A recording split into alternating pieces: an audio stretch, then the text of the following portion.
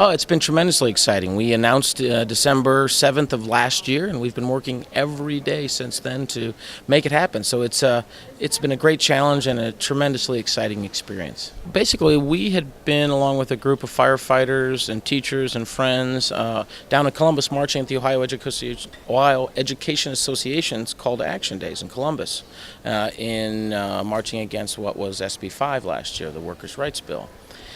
And there had been several thousand people outside the State House in peaceful protest, and the governor had closed the doors to prevent people from coming in. And the State House is the people's house, and so it was unprecedented. And so Teresa Fetter and a few other people basically got the doors open and allowed the crowds come inside. And so it was moments like that of true political courage and passion that, when the opportunity to run became available, you said, hey, it's moments like those that make you realize that you have to step up and do your part. One of the things that you do not agree with are a lot of the decisions John Kasich has made. What are some of those decisions? I'd like to hear a little bit more in depth about that. Sure. Well, let's take an example of something that might affect students right here at Bowling Green State University, and that is continued cuts to higher education. Not just under the John Kasich administration, but Republican legislatures for the last 2 decades have continued to cut and cut and cut higher education. And that's why, as students, not only here at Bowling Green, but at state institutions nationwide, they face higher tuition costs, more loan requirements, more hours worked outside of study and school. And those are things we should, as a legislature, I believe, be trying to make it easier for people to go to college, not harder. This position I'm running for, to represent Wood County at the state legislature, that's the body that helps determine things like funding for higher education and funding for local governments and funding for public education and all those things that we value in this community. And so that's why students should not only register to vote here in Wood County, but, and how it can make a difference, not only to re-elect the president and to re-elect Sherrod Brown, but to help put local candidates that are truly aligned with the causes that students find important. One of the things that I think a lot of people don't like is sometimes that visceral reaction to politics on a national level where it can get ugly.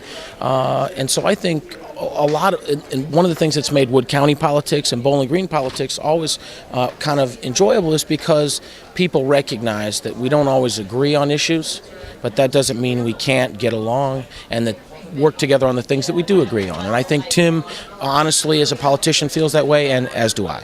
Let's just say right now, one of the things that I'm not excited about as a Democrat is the voter suppression efforts, the cuts to local government fund, the cuts to public education. Those are all things that I think are detrimental to this community, and they're all things that my opponent, ultimately, as a member of the Republican ticket, supports. And so there's a whole host of issues if you look at the Republican platform when it comes to women's rights and the environment and voters' rights and a whole host of issues that I feel like the Democrats are on the right side of the issue. Well, I think when you are an independent business owner, you have to rely on yourself and you have to take charge because you're the boss. And so you have to be able to make split decisions. You have to be able to determine what's best in the short term and what's best in the long term. My specific experience at Grounds, it started as a company with no employees, and over the last 2 decades has grown to incorporate a manufacturing facility, an expansion of the retail shop, the explosive growth of the bookstore, the development of the record company, my work with the Downtown Business Association and the Chamber and the Black Swamp Arts Festival, I believe are all experiences that put me in a position to be a good leader in Columbus.